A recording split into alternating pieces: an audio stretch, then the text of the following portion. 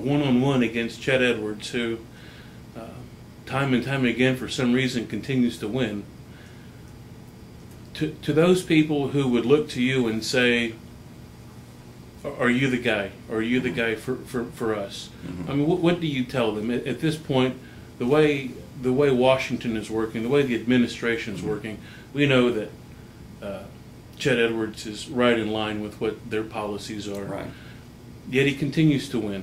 Right. So what's your message? Well, first of all, I refer to them as the rope gang. I think you've heard me say that before. Right. Reid, Obama, Pelosi, and Edwards, and that they're in the process of hanging this country's future and hanging our kids' futures as well.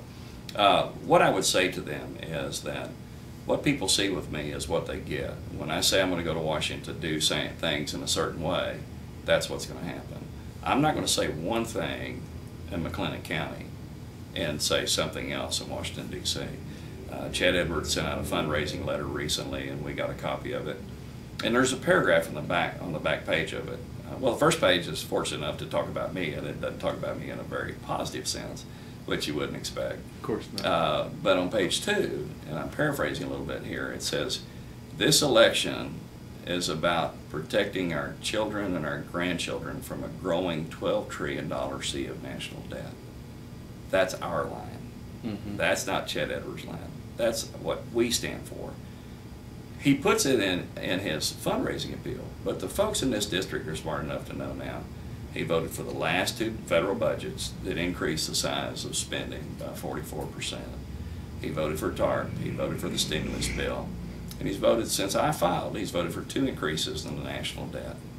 And the people of this district are paying attention. They have gone beyond being concerned. I mean, I used to worry that after 2008, it was sort of like the book Atlas Shrugged. But nobody is doing that today. Everybody is wired in, they're clued, and they're worried about the future of their kids and grandkids. And they know that it's one thing to say what you stand for, but they look and see what is it that you're voting for, because that's really what you stand for. And when you vote with Nancy Pelosi 90+% of the time, you don't stand for what's right for the values of this district.